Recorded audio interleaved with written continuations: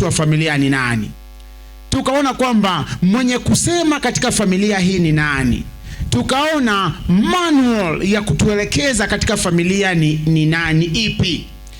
Tukaona kwamba katika familia hii Mungu angependa tusuluhishe vipi matatizo mara yanapochibuka. Tukaona basi mwenye Mungu amempa mamlaka ya kuongoza na kuelekeza familia hii ni yupi. Vivyo hivyo katika mfululizo huo basi tungependa kuona nguzo nyingine ya kipekee ambayo kwayo familia zinasimama. Tunaishi katika ulimwengu mgumu ambao jinsi unabii unatimia kwamba nyakati zitakuwa ngumu. Nyakati zitakuwa ngumu katika hali ya afya, katika hali ya kiuchumi, katika hali ya kidini. Mambo yanazidi kuwa magumu, na ni wale tu wanaosoma na kupata maarifa, hapo ndipo wataweza kuponea. Basi tunaangalia nyakati ambazo ni ngumu, ambayo Kenya hii kila mtu anasema unajua maisha yamekuwa magumu, na mara nyingi tunalaumu nani? Kasongo. Hata kwako kama hakuna unga unasema kasongo. Ukikwaruzana na mke kasongo. Hata ukiendesha pikipiki vibaya udunde kwa mtaro kasongo. Umekosa kuweka gari lako license ukienda kasongo. Yani rendi imekushinda kulipa kasongo. Sasa tunashangaa, sasa kwani kasongo ndio kila kitu? Hebu tuone kwamba Mungu alitaka wanadamu waishi aje. Alipopanga familia hii, alitaka familia hii iishi namna gani? Na tukatangulia kwa mujibu wa kwanza kitabu cha Mwanzo. Pale tukaona kwamba Mungu alimuumba mwanadamu, akamtia kwa shamba la Eden, akampa jukumu la kufanya. Ndipo alipotambua upweke wake, ile hali yeye anafanya kitu akaona si vema awe peke yake. Na tukarudia kusema kwamba mwanadamu huyu ambaye yuko tu, hafanyi kitu, hayuko karibu na Mungu wake, haishi katika mazingira Mungu anayopenda aishi na hali Mungu angependa aishi, basi ni vema awe peke yake. Leo tungependa kusherehesha jambo la kazi. Mwambie mwenzako kazi. Kazi katika mujibu wa maandiko, kazi si laana ila ni baraka. Mungu alinuia kwamba mwanadamu afanye kitu, ajishughulishe, ndipo afaulu. Ni kweli tu baada ya dhambi kazi hii ilikuja na laana kiasi ya kwamba ilikuwa kwa jasho sasa nyingi zaidi, lakini kazi si mbaya. Kazi ni kitu cha muhimu. Kazi, wapendwa, Bwana angependa wewe na mimi tuweze kufanya kazi kama nguzo ya kipekee kusimamisha jamii zetu. Kwa hivyo kama wewe haufanyi chochote, ndio siku hizi kuna vijana ambao unakutana na wao walisoma, ndio wana makaratasi sawa, lakini wanafanya kazi ya kutafuta kazi. Hiyo ni gani? Yani yeye ameamua tu ni kazi ya kutafuta kazi. Ni kweli tunaishi ulimwengu ambao shetani ameamua atatumia kila mbinu ya maisha kugandamiza mwanadamu na kugandamiza familia, na ameingia katika njia ya ustadi kiasi ya kwamba watu walipoumbiwa kwa shamba la Edeni, yeye anaona watu hawafai kukaa kwa shamba, kasema watu lazima wakae kwa palace au kwa ofisi. Na ndio maana akaanza kwa ujanja wake kuleta kitu ambacho kilianza kugandamiza kazi na kuona kazi zingine kama duni na zingine kuwa nzuri. Bwana asifiwe. Wapendwa, masomo ni kitu kizuri sana. Masomo ni kitu ambacho ni cha maana, na unapozidi kusoma unafaulu. Lakini unafaulu kwa njia gani? Kuna nyimbo, wale ambao kidogo walizaliwa enzi zile.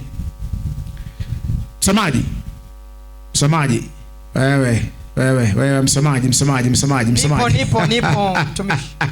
Acha basi nikuregeshe. Wale waliozaliwa enzi zile kabla usome walikuwa na nyimbo ilikuwa ikiimba, someni vijana muongeze pia bidii, mwisho wa kusoma mtapata kazi nzuri sana. Sijui how true that is katika serikali hii. Kuna watu wamesoma na wakaamua kwamba hawawezi fanya kazi nyingine zozote kwa vile walisoma. Lakini nia ya Mungu ni, Mungu alipomuumba mwanadamu alimuumba shambani. Na katika hali hii ya kusoma, watu wakaanza kuona sasa sisi tukisoma hatuwezi fanya kazi ya shambani. Hatuwezi fanya kazi si hii au ile. Tungependa tu kuajiriwa ofisi kubwa tukae pale. Ninaandaa msingi wa maandiko kamili kuhusu kazi. Na shetani akasukuma watu barabara hiyo kwamba haufai kufanya kazi nyingine yoyote, wewe soma tu utapata kazi nzuri. Kazi hii ambayo labda wewe na mimi tunaidhania ni kazi ya afisi. Swali, fanya kazi ya mwingine afisini na ustaafu, ukienda nyumbani unafanya nini? Kwa hivyo kazi hii ya kuajiriwa ni nzuri, sisemi ni mbaya, lakini wewe ni mtumwa kwa sababu hauko huru. Maandiko hii wazi kwamba mtaijua kweli, nayo kweli itawaweka huru. Mkijua kweli, kweli itawaweka huru.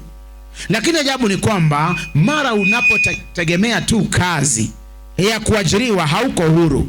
Na ndio maana utakapoendelea katika vipindi vingine labda vya unabii, utaona kwamba unapoajiriwa, mambo yanapokuwa magumu, unakosa hata uhuru wa kuabudu, kwa sababu mkubwa wako ndiye nyapara wako na yeye ndiye anayetawala maisha yako. Lakini kuna kazi ambazo kwazo unakuwa huru. Na Bwana Mungu alipomuumba mwanadamu alimtia kwa shamba la Edeni, akamwambia fanya kazi, take care of the garden. Na nashukuru wenzetu kutoka upande huu wa Central wanasema kazi ni lakini ndugu zangu labda upande wa Nyanza, upande wengine wanasema hapana, kazi si kazi. Kazi lazima ufunge Niko hapa jioni hii kuwatangazia kwamba Bwana katika neema yake anasema ili familia isimame lazima ufanye kazi. Na kwa mujibu wa kitabu cha Mwanzo sura ya 2 fungu ni la 3, Bwana akampatia mwanadamu kazi. Soma msemaji. Fungu la 3, Mungu akaibariki siku ya 7. Akafanya nini? Akaitakaza. Kisha kwa sababu katika siku hiyo ndio Mungu alistarehe baada ya akaacha kufanya kazi yake yote aliyoiumba na kuifanya. Asante. Mungu ana introduce familia hii kwa hali yake au jinsi angependelea waishi. Mungu amefanya kazi siku 6, anastarehe baada ya kazi. Wewe unapotaka kupumzika, nashukuru kuna watu wa Adventista wa Sabato sawa, mnapumzika Sabato sawa, nashukuru, lakini mnapumzika baada ya kazi ama bila kufanya kazi yoyote?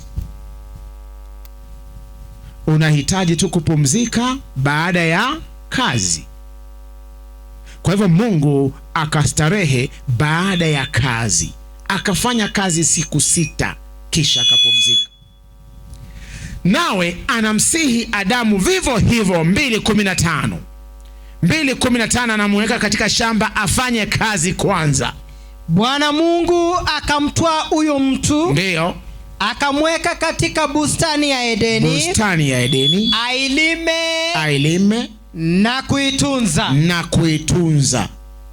Afanye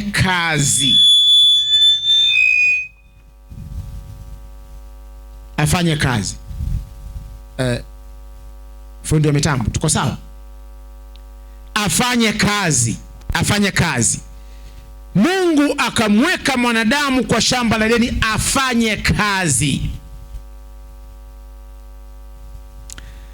Historia katika maandiko imetuonyesha kwamba kazi ilikuwa mojawapo ya sehemu ya maisha ya kila mwanadamu ndipo waweze kufaulu.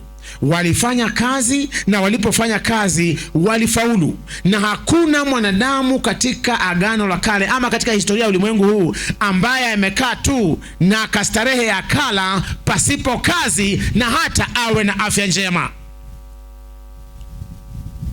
Nia na kusudi la mbingu ni ili familia ifaulu, lazima kuwafanya kazi.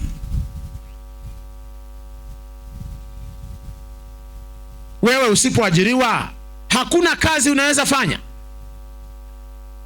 Mimi ninapenda watu wengine, anaamua sitakaa tu, hata kama ni kuuza mahindi talk to me,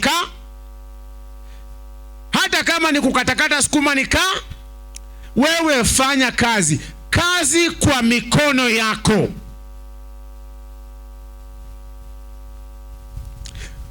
Biblia ina hadithi ambayo kuna kijana ambaye kweli alikuwa anapenda kufanya kazi, lakini kidogo mambo yakamwendea yombo nyumbani kwao, akapata baraka hazikuwa zake, ni ikabidi aondoke hadi kwa mjomba.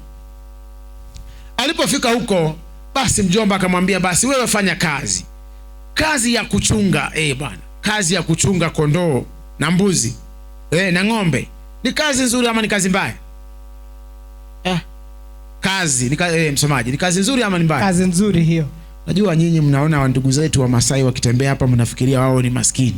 Mtu ana ng'ombe 500 au 200 na ng'ombe moja ni zaidi ya 1,100. Huyo si ni milionea? Alafu unasema kazi ya kuchunga ni mbaya? Mtu ananunua mbuzi wanazaana mapacha baada ya miaka 5 mtu ako na mbuzi zaidi ya 500, alafu unasema unangoja kazi. Na wewe unafanya kazi ya kutafuta kazi kwa vile ulisoma.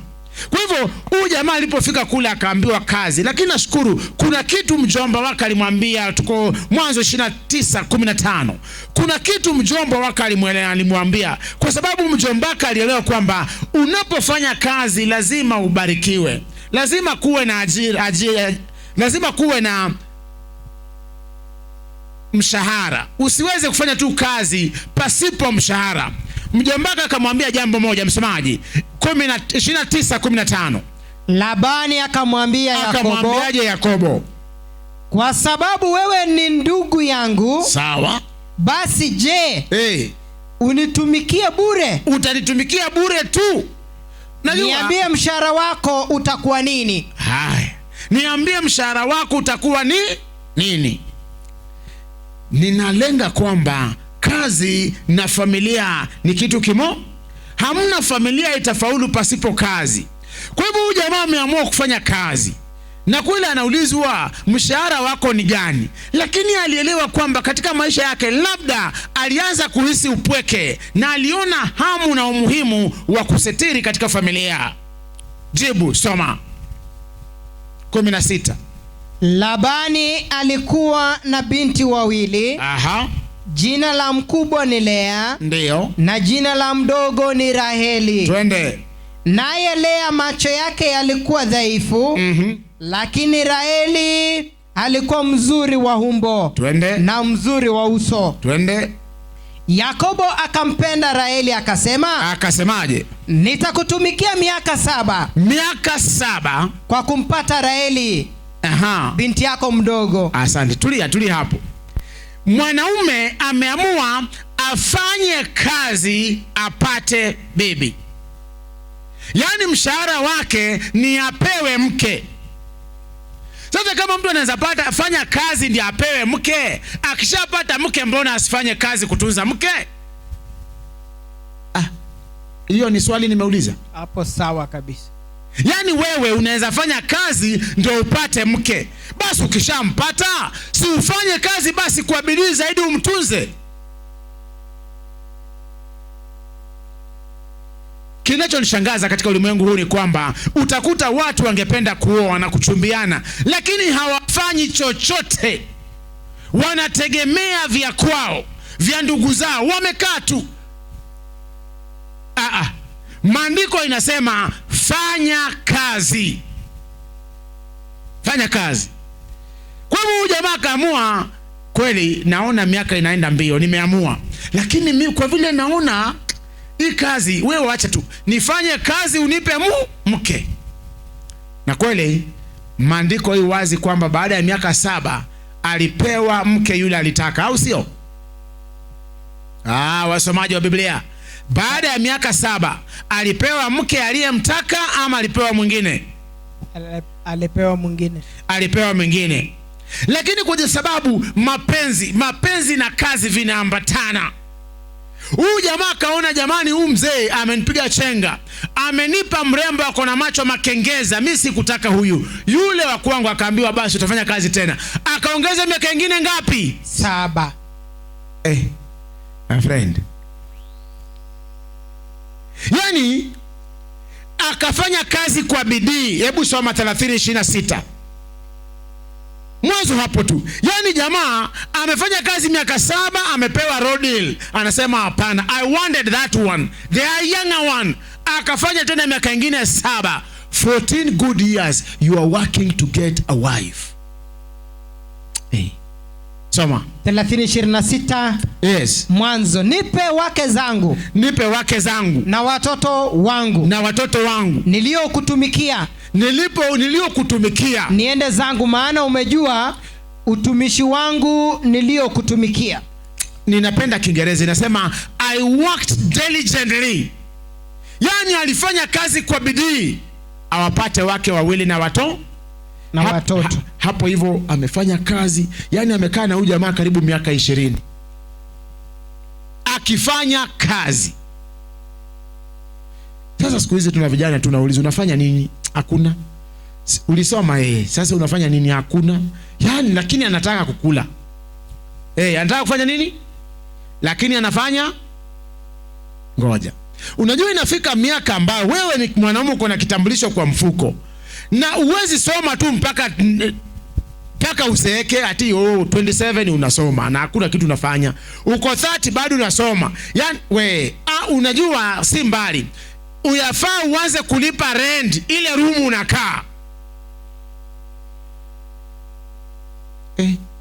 Hii mambo si ngumu.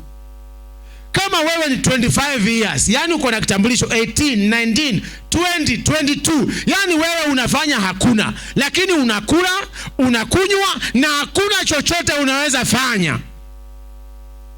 Hapana, no. Familia, nguzo ya familia ni kazi. Na ili uweze kufaulu katika familia, jizoeshe kazi. Na wanadada kuta ameenda chuo, lakini anatumia nguo tu akitupa pale.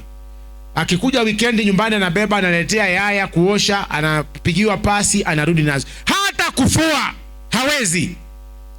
Hataki kazi yoyote, kupiga deki hawezi, ati anasoma. Yani wewe unasoma tu. Naomba siku moja ukuje na hiyo mimi kama mzazi nikupe mafuta na kitunguu ukarange ule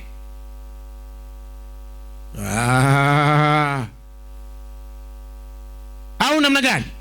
Kwa sababu huwezi, yani wewe huwezi hata fagia.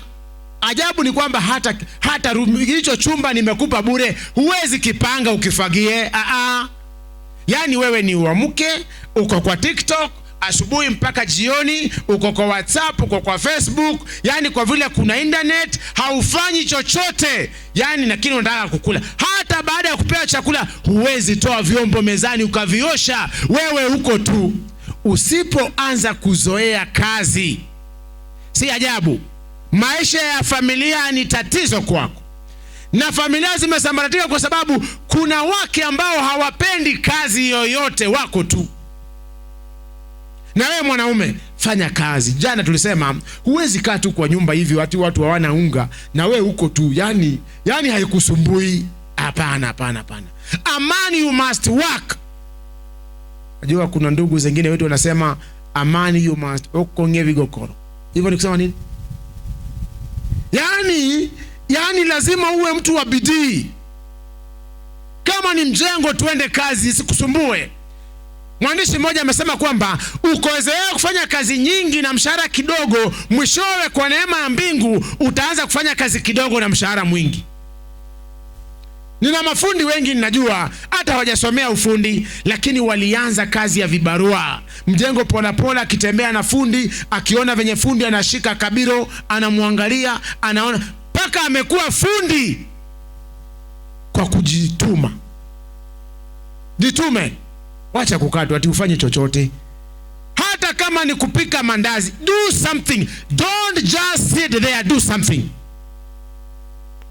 Ili familia isimame, wapendwa, lazima ujitume. Najua kuna watu ambao wanasema mimi nilisoma, nitafanyaje kazi kama hii? Swali, utaweka hiyo certificate kwa sufuria ule? Begin somewhere. Fanya chochote maadamu ni kinaleta manufaa na kinaleta ajira kwako. Do something. Ninasisitiza, lengo langu siku ya leo ni kuhakikisha kwamba katika familia watoto wafundishwe kazi,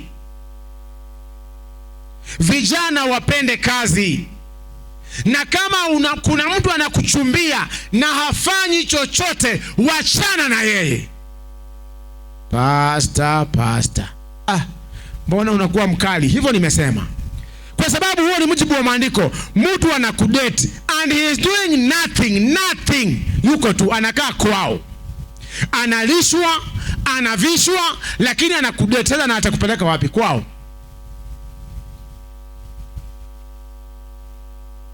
Tunasema pendeni kazi, kwa sababu kazi ni mojawapo ya msingi dhabiti, mojawapo ya nguzo ya kufanya familia iweze kufaulu. Kazi. Kitabu cha Mwanzo 20:10 tunapoangalia, Mungu anapopeana amri anasema siku 6 fanya kazi. Penda kazi, na pumziko tu ni baada ya kazi.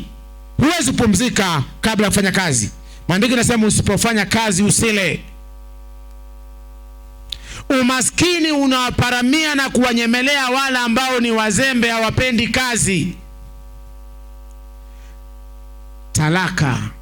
Familia hautasimamisha bila kufanya kitu. Kitambo watu walifundishwa mambo matatu. Na nashukuru wazazi. Ulikuwa hata katika ulingo wa manabii ulikuwa unafundishwa Tora, ambalo neno la Mungu. Na ndio maana injili yetu, wakati unafundisha watu neno la Mungu, elewa neno la Mungu na mapenzi ya Mungu. Na ndani ya neno la Mungu elewa kwamba unaweza fundishwa tena talent, ufundi fulani. Fundishwa ufundi fulani. Kuwa na taaluma fulani. Nashukuru serikali hii, hata kama ina matatizo yake, nashukuru Mungu. Hakuna mahali hakuna matatizo, kuna mibaraka yake. Hivi vyuo vya taasisi mbalimbali, hivi vyuo vya ufundi ni vya maana sana. Hata saa zingine kuliko university. Sisemi msisome kwenda university, but I'm saying ukitoka polytechnic ama hizi zinaitwaje, TVET, una ufundi mkononi, you can do something. Lakini unamaliza university miaka ngapi? 4. Unakuja yule aliingia TVET, yeye ameanza kujipanga, wewe bado ndio unataka anza kufanya kazi ya kutafuta If you are brilliant, mawazo kusoma sawa, soma. Lakini hata unaposoma, do something. Fanya kitu. Uweze kulishwa mpaka mpaka uko miaka 25 unaomba bamba 50.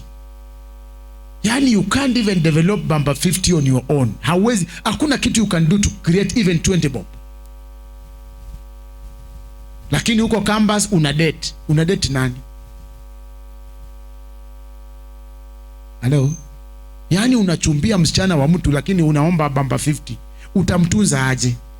Unaanza kucreate story. Unajua dadi, kuna trip. You just create stories na uongo, utumiwe pesa angalau umfurahishe huyu mrembo.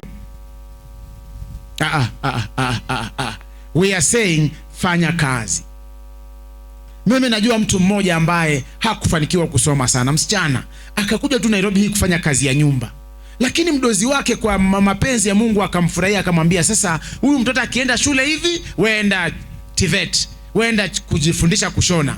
Saa hizi huyo msichana amejisimamia, alipata yule mtoto alikuwa mkubwa, huyo msichana sasa akajiendea zake, sasa yeye ni fundi stadi, anafanya mambo yake, kazi ya mkono. Na wale ambao walikuwa wakisema wameenda chuo bado wako wanatafuta wanafanya kazi ya kutafuta cherehani, kazi nzuri, tutavaa nguo siku zote. Plumbing, kazi nzuri. Mbao, pulpit ni hii mbao, kazi nzuri. Kinyozi, kazi nzuri. Hakuna kazi mbaya. Ili familia zisimame, lazima tupende kazi. Suleimani anatoa ushauri huu katika Mithali 28:19. Sema kwamba ukikosa kupenda kazi, utaishi maisha namna gani? Mithali 28:19. Mithali ni 28:19. Alimaye shamba lake atakuwa na chakula tele. Atakuwa na chakula tele. Bali afuataye mambo ya upuzi atapata umaskini wa kumtosha. Naomba turudie jambo hili. Afuataye mambo ya upuzi. Kwa mfano, katika kizazi hiki mambo ya upuzi ni yapi? Si unajua vijana, unajua mtu ambaye anaamka kwa WhatsApp, anaamka kwa TikTok asubuhi mpaka jioni, si unamjua? Unamjua? Unajua mtu kama huyo? Ama ni wewe? Yaani umeamka tu asubuhi, wewe ulikuwa tu kwa mtandao. Yaani na si ati unafanya biashara yoyote. Ama uko na kwa TV na remote unabadilisha channel hii hadi channel hii. Yaani wewe uko tu siku nzima unafuata mambo hayaeleweki. Ama watu wameenda gambling, ama watu wameenda karata. Yaani vitu havieleweki. Watu wako tu unafuata mambo ya upuzi, lakini unataka ule. Ili familia ziweze kusimama, mojawapo ya nguzo ya kipekee ya kusimamisha jamii ni kazi. Ama hii kazi huleta pesa. Tutazidi kujifundisha katika vipindi vifuatavyo. Mara tunapopata pesa hii, inakuwa ya nani? Inakuwa yangu ama inakuwa yetu? Mama na baba mnafanya kazi, mnapopata pesa hii mnaishughulikia namna gani? Na hata kama ni baba amebarikiwa, yeye ndiye anafanya kazi peke yake, anapoileta pesa hii inashughulikiwa namna gani? Na mama pale nyumbani anapobaki, atakaa tu ama pia naye ajipe shughuli kwa mujibu wa maandiko? Jioni hii ninasisitiza kusema kwamba kazi ni jambo la muhimu sana katika familia. Ili familia iweze kusimama, ni lazima wewe na mimi tukubali kwamba Mungu alipeana kazi. Na ndio maana fungu hili linasema kwamba alimaye, soma tena, alimaye nini? Inasema alimaye shamba lake atakuwa na chakula tele. Bali afuataye mambo ya upuzi atapata umaskini wa kumtosha. Unajua nashangaa. Nimalizie kwa kusema hivi. Mtu ameacha ushago shamba eka 5. Lakini ako hapa Kitengela, lazima tu aende EPZ apate 500 ama 200. Na shamba iko tu kwanza karibu na mto. Ungefanya farming ufaulu zaidi, lakini hapa mnafukuzana na supervisor, mnahangaika, pesa haitoshi, landlord ndio huyo, na kuna shamba. Nani alisema lazima ukae Nairobi? Wanauliza tu. Nani alisema lazima ukae Nairobi? Ukirudi nyumbani, rika zako waliingia wakaanza kufanya farming ya miwa, ya nduma, ya viazi. Wao ndio wanauza avocado, zinakuja na lori, hata wameoa, wametulia. Wewe bado unang'ang'ana tu, usikike tu unakaa Nairobi. Na huko nyumbani kuna shamba inakaa tu. Yaani inakaa tu.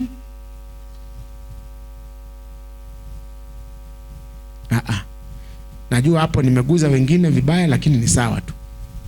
Kwa sababu maisha yako yamesimama ili ukae Nairobi. Ile hali you have land. Hakuna utajiri mkubwa Bwana alipatia mwanadamu kama shamba. Na Bwana ameahidi kubariki kazi ya mikono yako. Na ndio maana Mithali anatumia lugha hii, anasema alimae shamba lake. Sasa wewe, hebu funga macho uone ushago kuna kaje. Kuna vitu huko. Ama hata hapo Umasaini, si kuna mashamba? Si lazima ukae hapa. Teremka Tinga. Ama enda wapi? Siku hizi watu wanalima wapi? Simseme watu wanalima wapi? Nasema huko ni wapi? Watu ukiteremka hivi, enda Isinya, songa mbele. Huko ndani watu wameanza kufanya farming, si ni kweli? Lakini unasema acha nikae tu town. Unataka kuoa lakini unataka kukaa town na unafuata vitu za upuzi. Ombi langu jioni ya leo ni Bwana tusaidie tuweze kuona umuhimu wa kazi. Kazi. Familia haiwezi simama pasipo kazi, kwa sababu familia hii lazima inywe. Kwa hivyo the truth is, fanya kazi, kwa sababu kitu ambacho kimeleta vurumai katika familia nyingi ni wakati hakuna unga. Si tusema jana hakuna unga? Utapataje unga kama ufanyi kazi? Na mara nyingi kazi ambazo siku hizi watu wametuajiri, you operate from hand to mouth. You only pay your bills, imeisha, unangoja mwezi mwingine. Pay your bills, imeisha, unangoja mwezi mwingine. Mama, jipe shughuli. Do something. So that you can supplement. Kuwe na store in your vineyard. Kwa sababu unapobarikiwa, you must begin learning to invest na kuangalia mbele. Jinsi maandiko lituambia juzi kwamba mtu mwema mwenye haki huwekeza kwa wana wa wanawe. Sasa wewe na mimi, yani tumekaa tu hapa Januari mpaka Januari. You earn, you spend. You earn, you spend. Miaka inasonga. Mwishowe you retire, unashindwa unaanzia wapi? Haujawekeza chochote. Kazi. Biblia ina mawazo mengi au mafungu mengi yanapoelekeza kazi, yanapotufundisha umuhimu wa kazi. Kuna vitabu vingi vya kufahamu kwamba kama mwanaume au kama familia ni vipi mnaweza jimudu ku grow from one level to the other, kiasi ya kwamba muanze kuangalia mbele. Wanaogopa kwamba sababu ya mawazo yetu finyu ya kazi na kuangalia kazi kama employment.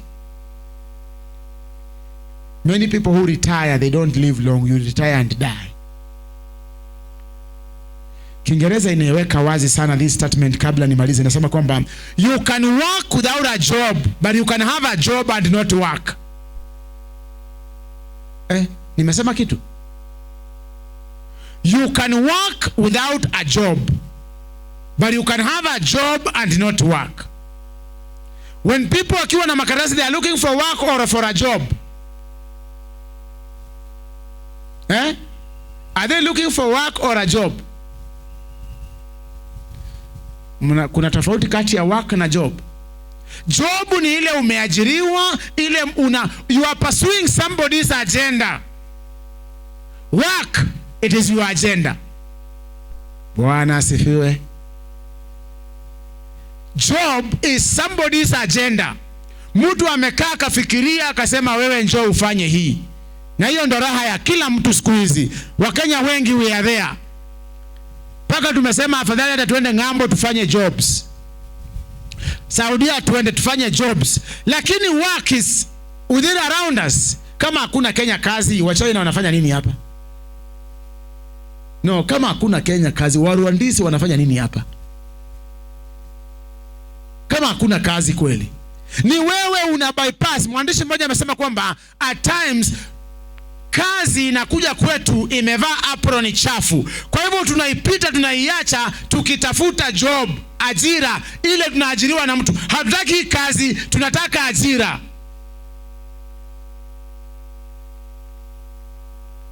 Inaweza kuwa chafu, inaonekana ni chafu.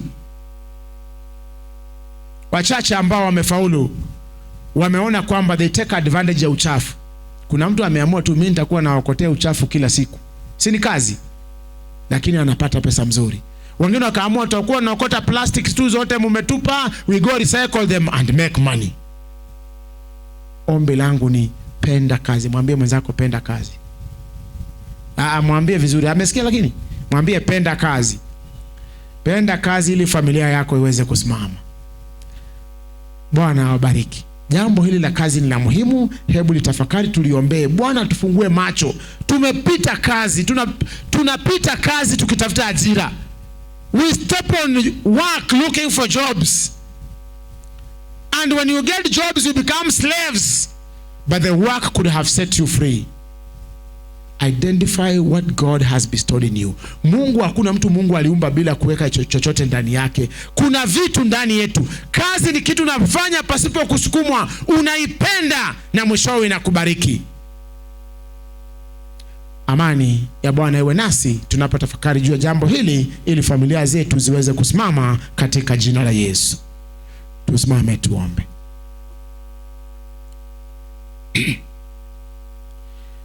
Baba na Mungu wetu, ni raha iliyoje unapozidi kutukumbusha nguzo za kipekee za kuweza kufanya jamii zetu zisimame. Ulimumba mwanadamu kisha ukampa kazi, na hata baada ya kuasi haukumwambia wache kazi. Ulimwambia afanye kwa bidii, kwa sababu kwa jasho lake atapata chakula. Tunakushukuru kwa sababu umetukumbusha jioni hii kwamba kazi ni ya muhimu, na tutakapoitambua kazi ambayo umetuumba kwayo tuitekeleze, tutapata afueni katika maisha yetu na katika familia zetu. Asante kwa kutuahidi kwamba tutakapolima mashamba yetu na kufanya kazi kwa bidii, tutakula na chakula tele. Tuondoe na vitu za upuzi ili tuweze kusimama imara, na tutumie muda wetu vema maadamu tuna afya. Kwa sababu tofauti iliyoko katika ulimwengu huu kati ya wale ambao ni matajiri na maskini ni jinsi wanatumia masaa 24 ambao umekirimu kila mmoja wetu. Tuwezeshe kuokoa wakati na kutumia muda wetu vema, ili tusiweze kuangamia kwa njaa au kupoteza jamii zetu kwa kukosa chakula. Neema yako itoshe miongoni mwetu walio wazembe. Tupe nguvu na tuamshe sasa tuweze kuondoka na kufanya kazi. Wala ambao tuko katika ulingo wa kukata maneno, hatujui ni nini tutafanya, tupe jonzi tuweze kuona ni nini tunaweza fanya kwa mikono yetu tuweze kubarikiwa. Neema yako itoshe, mapenzi yako yatimizwe, na ni katika jina la Yesu tunaomba na kuamini. Amen.